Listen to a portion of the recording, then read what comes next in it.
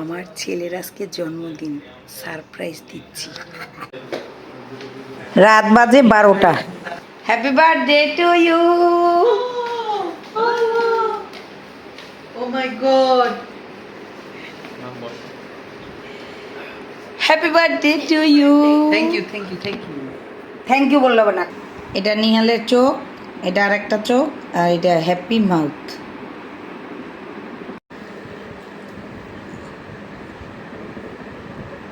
Happy birthday to you. Happy birthday happy birthday to you বলো। দাদা বড় হয়ে গেছে দেখো আর পাই না। বলো দাদা বড় হয়ে গেছে আর happy birthday. Good morning to you. আমার অল্প একটু কাটতে দাও, আমরা তো পুরো হা করে নিতে পারবো না, আমার দাঁত ব্যথা না। ওইখান থেকে দেও। চকলেট দিতেছি ভালো লাগে না। আঙ্গুল অনেক অনেক দোয়া তোমার জন্য।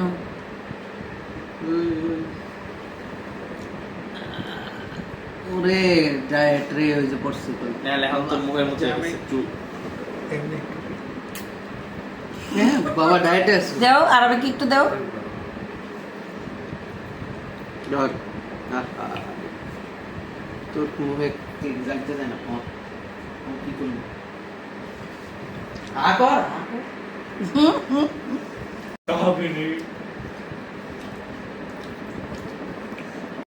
আসসালামু আলাইকুম। যেহেতু আজকে আমার ছেলের জন্মদিন, এর জন্য একটু রান্নাবাড়ার আয়োজন করতেছি। তো প্রথমে ডিম সিদ্ধ করে নেব কোরমার জন্য। তাই ডিমগুলোকে, যেহেতু আমি ডিম ধুয়ে তারপর ফ্রিজে রাখি, এর জন্য নামিয়েই আমি পানি নিয়ে নিলাম সিদ্ধ করার জন্য। আর ডিম সিদ্ধ করে পরে আমি কোরমা রান্না করব।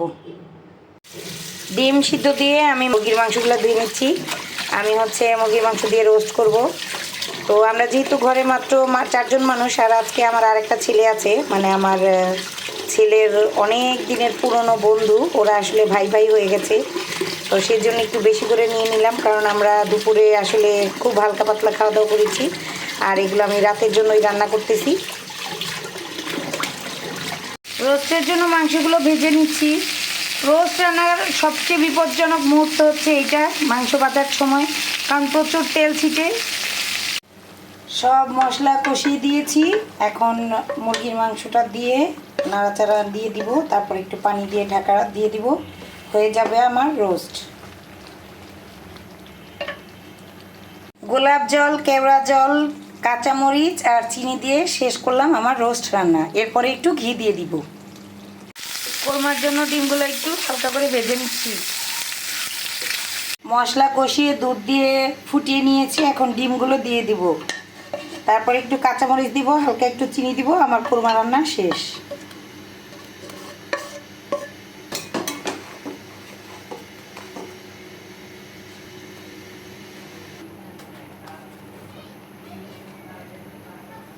যেহেতু আমার বাচ্চা কাচ্চা একটু কোরমাটা মিষ্টি মিষ্টি পছন্দ করে, তাই আমি একটু মিষ্টি করেছি। হয়ে গেছে আমার কোরমা রান্না। গরুর মাংস আগেই কষিয়ে প্রেসারে সিটি দিয়ে নিয়েছি, এখন দিয়ে দিব আলু। আর এরপরে একটু জাল দিয়ে নিলেই আমার গরুর মাংসটাও রেডি হয়ে যাবে।